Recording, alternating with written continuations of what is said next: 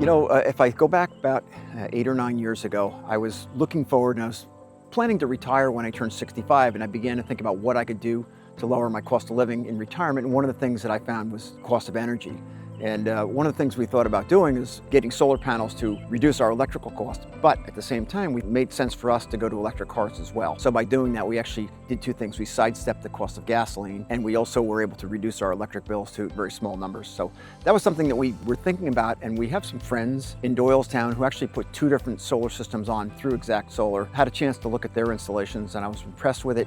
So we wound up deciding that was a route for us to go. When we thought about an installer, I actually only got a single quotation from Exact Solar, and the reason why was I was so impressed with what I saw with our friends, and they had a really substantial installation. They actually have 2 different systems, one in their house and one in their barn. The workmanship was really, really nice. They thought very, very highly of Exact Solar.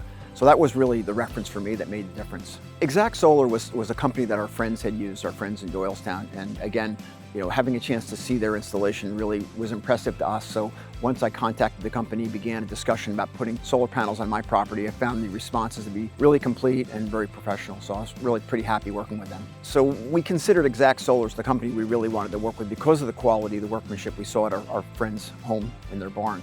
So when we started working with them, that was really who we were planning to work with. And again, the experience we had with regards to working through the permitting process and getting the proposals together and all that, it really went pretty smoothly. So I was really comfortable working with them. Yeah, so our system actually is probably not as typical as some other customers. We don't have any panels on our roof. We actually have 35 panels which are located in our horse pasture, which is, about 350 feet away from the house. So actually a fair distance away. We put them out there simply because it gives us 100% sun coverage, so we don't have any shading issues with our panels. And we figured if we're gonna pay all this money for solar panels, they should produce as much as they possibly can. So it was a good place for us to put them. It wasn't really a problem. We had the space and the property to do it. Basically, once the panels were up, I put fencing around it to keep the horses from getting close to it. So it worked out really, really well for us. With regards to the system itself, we worked quite a bit with Exact Solar in terms of planning the system. We started out with our baseline numbers for our home, which used about 11 megawatt hours a year, which is not terribly high number, especially for a smallish house that we have. It wasn't that the electric was terribly expensive, but we again were planning to make a transition where we're going to add electric vehicles into the mix. So when we sized this system, we had Exact Solar consider how big the system would have to be, not only to support our existing electrical consumption in the home, but also to allow us to have 2 vehicles as well.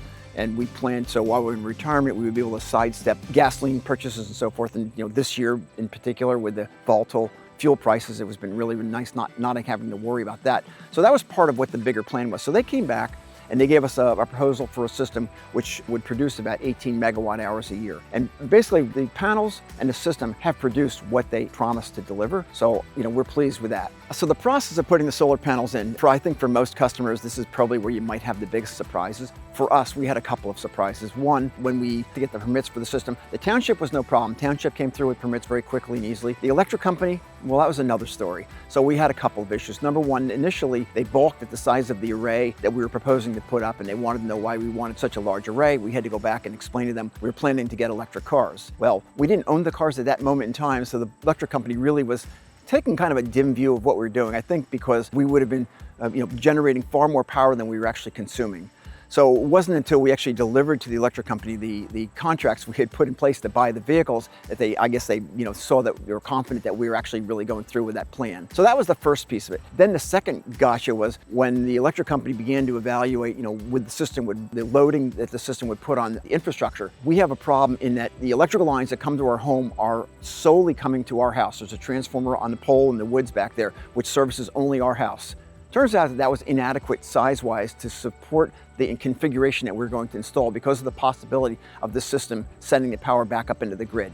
So what that meant is the electric company said, well, we can't install this unless we have a larger transformer installed in the pole. That's our problem, not their problem. For whatever reason, they feel that it's up to the customer to pay to replace this infrastructure. So we had to spend an extra, probably at $3,500 or something like that, to have the electric company come in and put a new transformer on our pole. Once we agreed to do that, they did it pretty quickly. I might add that Exact Solar actually went to bat for us, and they fought pretty hard with the electric company to try to get them to give us a transformer because of the fact that this is part of their infrastructure. It's not our transformer. But the electric company really stood their ground, and ultimately we had no choice but to pay for it ourselves. Once that was paid for, the rest of the process went pretty smoothly. So the installation team, I have to say, they were pretty impressive. They had an outside contractor who came in and put the actual mounts. Our array has a metal platform that the panels are on out in the field, and they came in with some equipment. They literally drilled holes about 4 feet deep in the ground, and they had these pipes that they screw down into the shale rock that's in this property that starts about 20 inches down, and they put all these posts in, and they're really in there. And then the company that finished up the metal work, then they left, and then the Exact Solar team came with the panels and they installed the panels. And the other thing that had to happen is we had to have a trench from the panel area all the way back to our house. And I took care of digging the trench for Exact Solar. So I trenched that whole area. And of course, it had to be in the middle of the winter when it was bitterly cold and the ground was frozen. It was not exactly the easiest time to do that, but we got it done. When the Exact Solar folks came and they laid the cabling in back to the house and so forth, they did a nice job. And again, the people were very professional, were very polite. And I might add that this was being done during the pandemic. So, they were courteous and were, careful to mask and so forth. And they were extremely respectful of us. Has it impacted us? Yeah, absolutely. I mean, we are saving a lot of money. In fact, I calculate roughly $5,000 a year of gasoline that we used to buy for our 2 vehicles. We're not spending that money anymore. So that on top of the electric that we're not paying for, which is about $3,000 a year, we run with about $8,000 a year of costs that are not coming out of our pocket now that we have the solar panels on our property. It's really pretty rewarding to, on a sunny day like this, all I can think of is, I'm making power and, I'm saving money.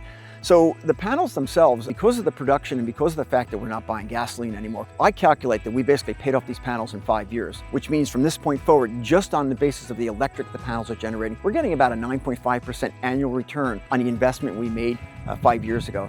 And that'll go on for the life of the system, which is a pretty good return, if you ask me. Our energy bills have changed. In fact, again, because we moved to electric vehicles, we actually raised our consumption significantly. And frankly, that's one of the things I think is really important for customers to think about. When you start generating power, and the power is essentially, you basically prepaid for the power by buying the panels. Suddenly you've got this supply of energy which you can find uses for. So for example, in our case, we've got electric vehicles, but that's just the first phase. So we're actually in the process of adding another 15 panels to our array. We've got 35 now, we're adding 15 more.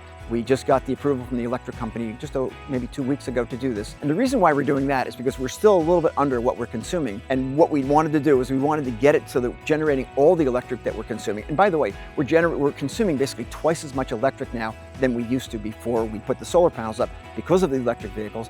But when we add these 15 additional panels, we'll not only meet our needs there, but we're gonna have enough headroom that we're planning to replace our oil furnace with a heat pump, an electric heat pump, so that again, we can kind of sidestep having an expense associated with traditional carbon-based energy and have electric to serve that particular need. So long term, it's not gonna happen this winter, but that'll probably be a year from now. Once the panels are up, we'll be switching over from a standard air conditioning system that we have now to a heat pump, and hopefully we can heat our house using our solar panels as well. So one of the things that we probably didn't plan for well, and this is my fault more than this, and certainly not Exact Solar's fault, when I asked them to allow for enough headroom to provide energy for 2 vehicles, what I told them is in retirement, we'd probably be driving maybe 12,000 miles a year, and we'd have 2 electric vehicles, and I wasn't more specific than that. They give us about 7 megawatt hours of capacity, which is more than enough if you've got a Tesla or a mid-sized SUV and you are driving 12,000 miles a year. Well, it turns out 2 things. Number one, my wife and I are both retired, and we found that we actually drive a lot more than that. So we're driving more miles than we allowed for. And the other thing, the real gotcha that I ran into, is that one of our electric vehicles is an electric truck. And I use the truck to pull my horse trailer for my horses. What that means is that my electric truck consumes a lot more energy than an electric car would. So in that case, I didn't think about that when I was asking them to allow enough headroom for that kind of a vehicle. I just simply said electric vehicle. So again, thinking about exactly how you're going to use this and what loading you're going to put on your electrical system is what you really have to think about. The advice I can offer is that a couple things. Number one is try to learn as much as you can about this system and the way you're going to use it. Then try to think openly. Think about the things that you would do if you have a significant supply of inexpensive energy. What would you do with that? How would you operate differently? Maybe you would substitute, for example, going to electric water heaters, or in our case, going to a heat pump to heat the house.